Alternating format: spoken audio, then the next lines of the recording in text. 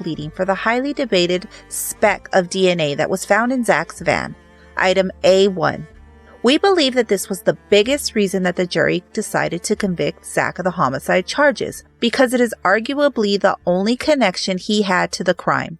Listen closely to the way this speck is presented and ask yourself during each clip, who gave me the details on that item? We will break it down as well. Then was there another place that you talked about identified as A1? Yes, there was. Okay, so I'm now going to show you, again, from Exhibit 1, photo 313. And is there a sticker there that was only there because the state crime lab decided to place it there to mark something that they thought was of interest? That is correct, yes. Okay, so far as I start to present this particular piece of evidence, the DA is the one that tells us why the marker is placed in a particular spot of the vehicle, and Lisa Treffinger just confirms it. So he doesn't ask her, what is that place card and why is it there? He tells her it was a place of particular interest, which is also leading the jury to believe that this spot was of greater interest somehow, even though the crime lab had placed markers on many places throughout the van. But because he didn't specifically present pictures of the other marked areas or note that they were of interest, it gives the impression that this item A1 was of higher value. It's like offering people 2 cars. You say, I have 2 cars and one is a BMW. Which one do you want? Of course they're going to say the BMW because you presented it with the name brand.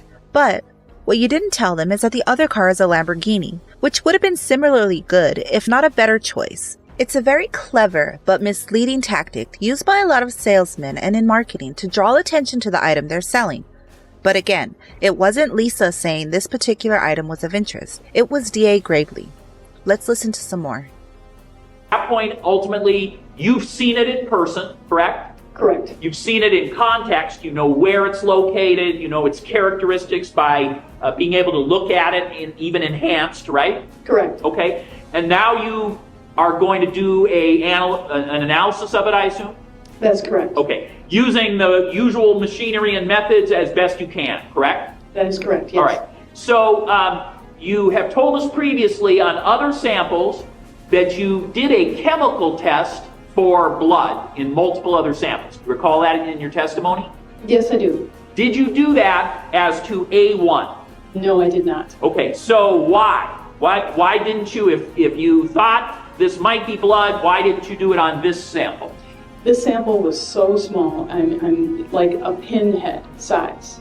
So again, I just wanted to use every amount that we had available for testing, for the genetic testing. So now the DA has framed the experience Lisa had with this spec to make sure that everyone thinks she has an enhanced familiarity with it, and inferred that she used the usual machinery and methods for testing it like she did with all the other samples, which again, she only confirms.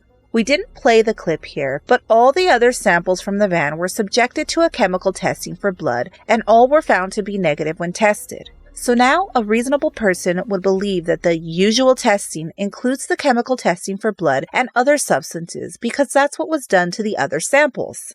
But then interestingly, when she does provide her own testimonial details, she actually negates that she used all the usual testing because the sample was too small for anything other than DNA testing. So now we have another bait and switch happening. The DA is telling us one thing, and she is actually telling us another, instead of him just asking her what testing methods she used. Okay, so you didn't do the chemical testing of A1 because you didn't have enough.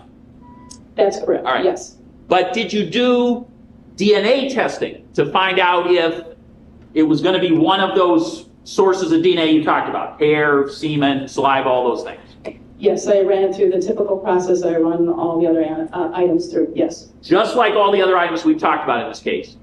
Yes, I did. Okay. Now DA Graveley is admitting that she didn't actually do the testing he had just asserted she had, but again leads the narrative by reiterating why she didn't do that testing, which she confirms.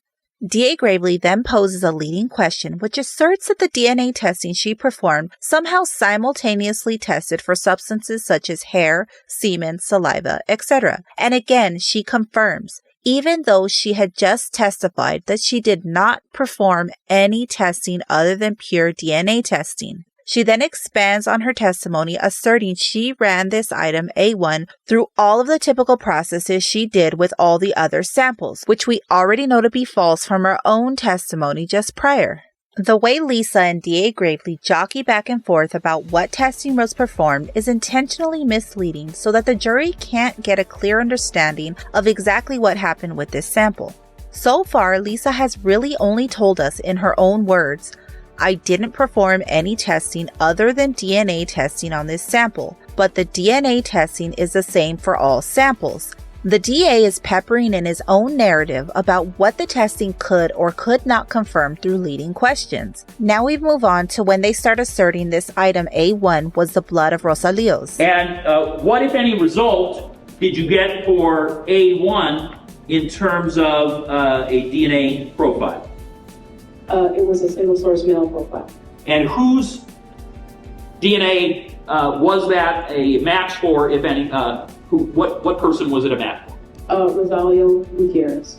In that piece of testimony, Lisa states in her own words that item A1 is a single source male profile. She also provides the name Rosalio Gutierrez. But what you will have noticed is the words match never came out of Lisa Treffinger's mouth. She never, from her own testimony, asserted that the single source male profile was attributed to Rosalio Gutierrez. The DA asserted that in his leading question. He asked, "Who was it a match for?" And she merely gave a name. That supposed expert never actually told us, with her own mouth, that Rosalio Gutierrez was a match for that profile or to what degree of certainty that was true. Although some might look at this as us just being nitpicky because she answered affirmatively, the point is that it's supposed to be her testimony, not the testimony of the DA that she just agrees with or fills in the blanks for. Testimony isn't supposed to be a Mad Lib page where the DA writes the story and the witnesses just fill in the adjectives, nouns, and adverbs to complete the picture. If the crime lab's result was that the DNA profile was indeed Rosalio, then all the DA would have to ask is, what were the results of your testing? And she could provide the rest in her own words, as experts do every day in every other case. The fact that he led her through her testimony on this is extremely suspect because it begs the question, did they choose to present the evidence this way because her testifying that it was a match would be improper or even considered perjury?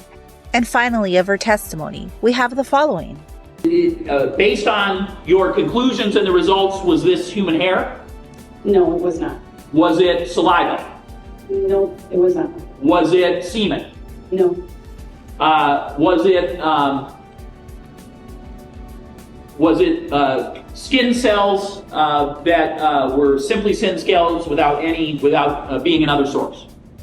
You know, there may have been skin cells, but I couldn't say that for sure because you really can't see that. So I would say probably not skin cells. So your opinion to a reasonable degree of scientific certainty is that this is the blood of Rosalio Gutierrez. Is that fair? Yes, that is fair.